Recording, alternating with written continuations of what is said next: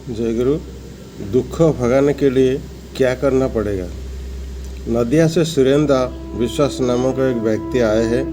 उन्होंने अपने दुख, कष्ट, अभाव, अभियोग के विषय में विस्तृत रूप से कातर होकर कहते हुए श्री श्री ठाकुर से पूछा, ठाकुर, क्या मेरी अवस्था नहीं बदलेगी? क्या मैं सुख का चेहरा देख नहीं पाऊंगा? श्री श्री ठाकुर जोर देते हुए, बदलना ही होगा। तुम्हारी हाथ में ही सब कुछ है और तुम्हें चिंता ही क्या है? तुम पथ पर आ चुके हो। परमपिता का नाम तुमने पाया। अब से जजन जाजन इष्टवती करो। उनके प्रेम में अपने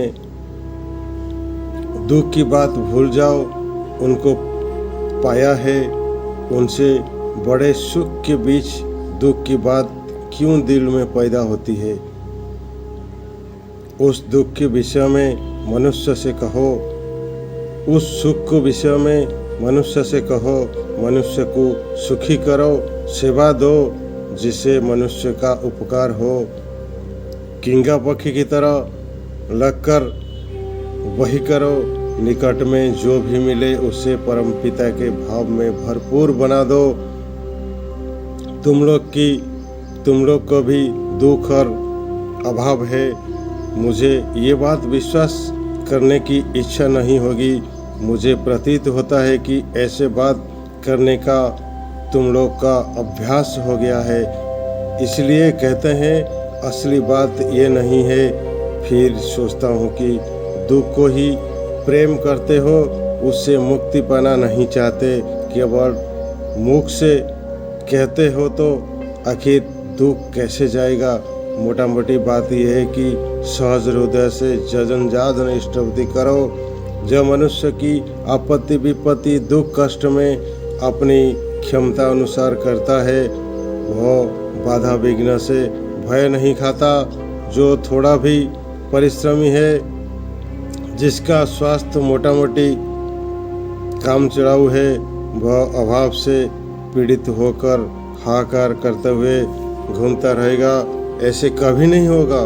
कुछ दिनों तक ऐसे आचरण से चलने पर उनकी ये अवस्था निश्चित रूप से बदलेगी।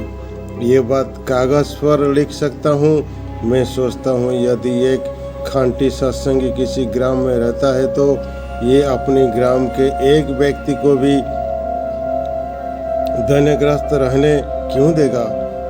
तुमने मनुष्य को कितना दैन्य मुक्त किया है। तुम लोग से मैं उन बातों को सुनना चाहता हूँ। ये धंधा इतना प्रबल हो जाओ कि दूसरे के सामने अपना संकीर्ण स्वार्थ तुच्छ हो जाए। सुख की बात कर रहे हो, किंतु दरअसल यही है सुख का प्राण। यदि चाहे तो इसी क्षण तुम महासुख के अधिकारी हो सकते हो। क्या ये बात अच्छी लगती है? आलोचना प्रसंग खंड 3 से हिंदी अनुवाद। जय गुरु। वंदे पुरुषोत्तमम, वंदे पुरुषोत्तमम, वंदे पुरुषोत्तमम।